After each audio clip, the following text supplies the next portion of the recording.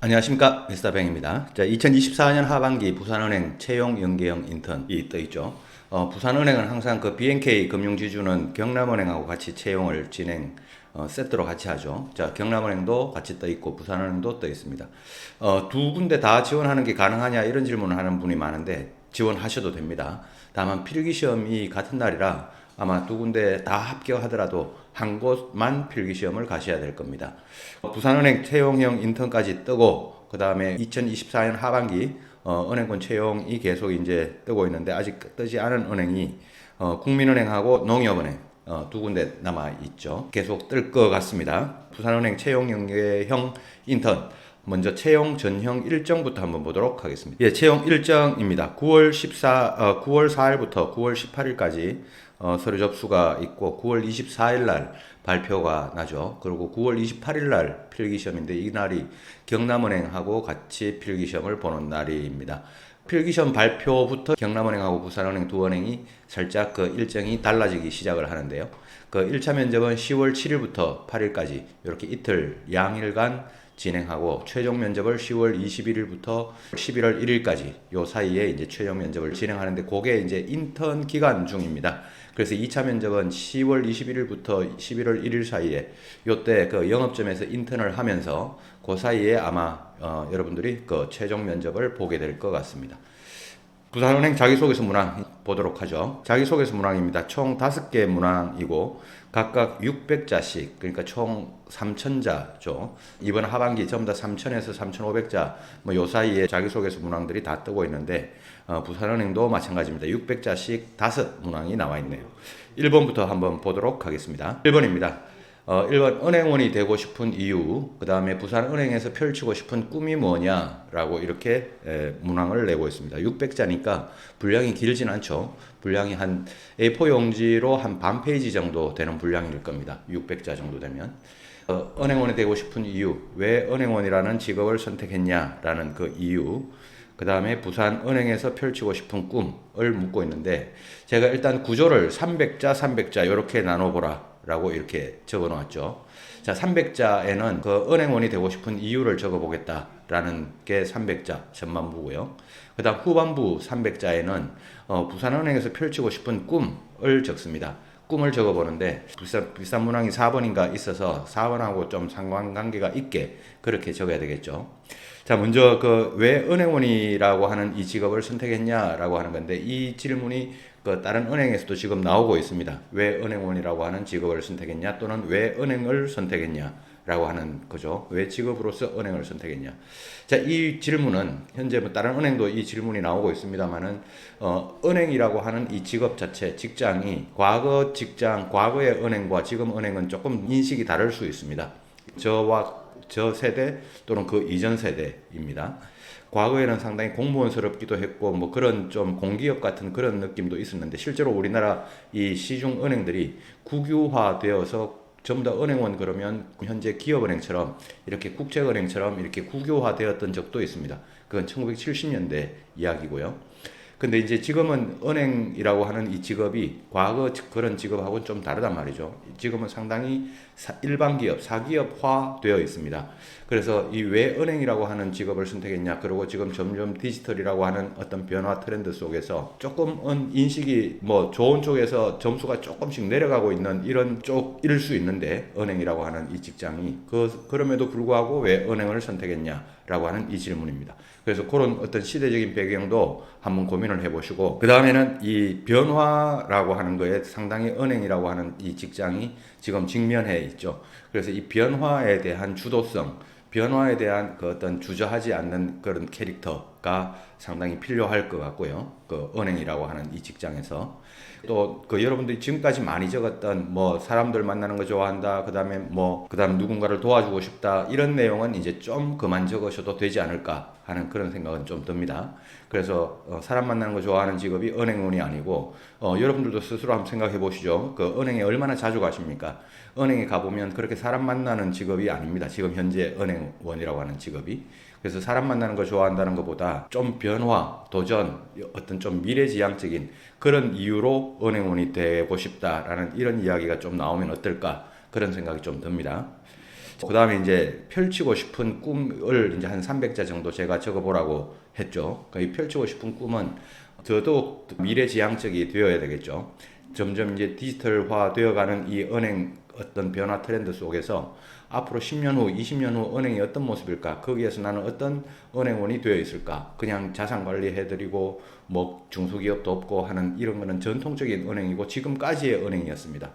앞으로 그걸 하지 않는다는 게 아니라 하더라도 어떻게 할 것인지라고 하는 그 부분에 대해서 조금 더 자료를 한번 찾아보고 적었으면 좋겠다라는 생각이 듭니다. 예, 펼치고 싶은 꿈과 요 부분은 4번에 가면 요 비슷한 좀 더 세부적인 항목이 나옵니다. 그래서 그 부분과 함께 그 같이 연결시켜서 적어보시면 좋을 것 같습니다. 4번에서 다시 제가 설명을 한번 더 드릴게요. 그 다음 2번 문항입니다. 2번은 다른 사람과 함께 일하면서 성과를 달성했던 경험 또는 실패했던 경험을 기술해달라. 600자인데요. 뭐 2번 같은 문항은 여러분들이 어렵지 않게 적을 수 있지 않을까 싶습니다. 그래서 뭐 많이 그 에피소드나 경험치도 가지고 있으니까요.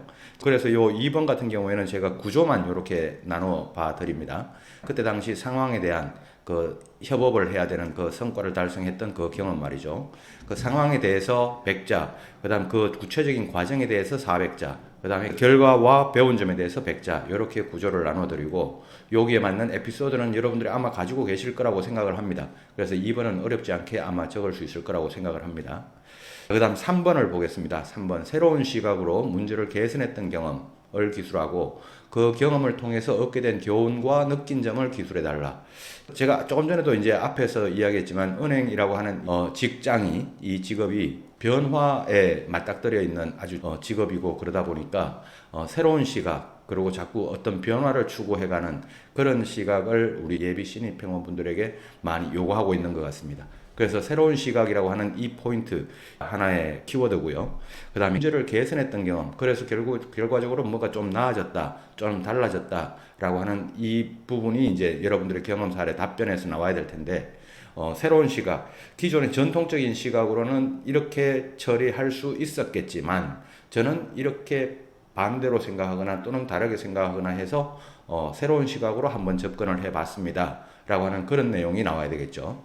자, 그래서 3번 같은 문항은 은행에서 지금 계속 어떤 주도적으로 이 변화를 추구하는 어떤 그런 트렌드 속에서 여러분들에게 또 요구하는 하나의 역량 중에 하나, 변화에 대한 적응력입니다. 변화에 대한 주도력, 그런 부분에 대해서 3번 문항이 나왔던 것 같습니다.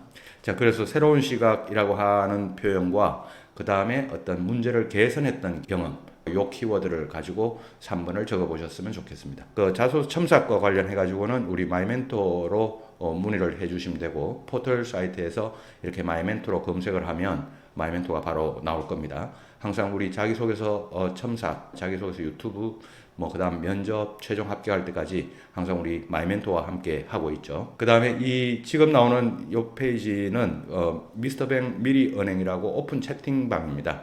자, 들어오는 비번은 그 밑에 나와 있죠. 1312로 해서 들어오시면 되고, 들어올 때는 본명을 쓰지 마시고 닉네임을 써서 들어와서 문의도 해보시고 뭐 저랑 소통도 할 수 있고 뭐 우리 취준생 분들끼리 소통을 할 수도 있을 겁니다. 그래서 미리은행 오픈 채팅방에도 한번 닉네임 써서 들어와 있어 보십시오. 예, 그 다음입니다. 4번입니다. 4번. 부산은행에 입행하여 본인이 탁월하게 성과를 낼 수 있는 분야, 그 다음에 그 성과를 달성하기 위한 구체적인 계획을 작성해달라. 역시 600자입니다. 자, 이게 1번에 그 펼치고 싶은 꿈이라고 하는 부분과 연관성 있게 계속 작성이 이어지면 될 것 같은데요. 제 꿈은 A입니다. 라고 1번에서 만약에 적었다고 쳐보죠. 그러면 여기 탁월하게 성과를 낼 수 있는 분야도 역시 그 A입니다. 라고 하는 그 언저리에 같이 있으면 좋겠죠. 그 바운더리 속에서 같이 성과를 낼 수 있는 분야도 적어보고, 그 다음에 그 성과를 달성하기 위해 구체적인 계획까지 적는 게 이 4번 문항입니다. 그래서 1번의 뒷부분과 이 4번 문항은 계속 이어지면서 점점 구체화되어가는 그런 작성으로 만들어 보시면 좋을 것 같습니다.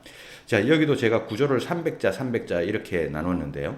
자, 먼저 내가 탁월하게 성과를 낼 수 있는 분야가 어떤 분야냐? 뭐 기업 금융 중에서도 중소기업 중에서도 뭐 어떤 제조업이냐, 뭐 아니면 디지털 기업이냐, 뭐 조금씩 점점 더 이 구체화되어지는 쪽으로 탁월하게 성과를 낼 수 있는 분야를 적어주시면 좋을 것 같습니다. 그냥 뭐 막연하게 기업 기업 지원입니다. 뭐 이런 분야가 아니고요.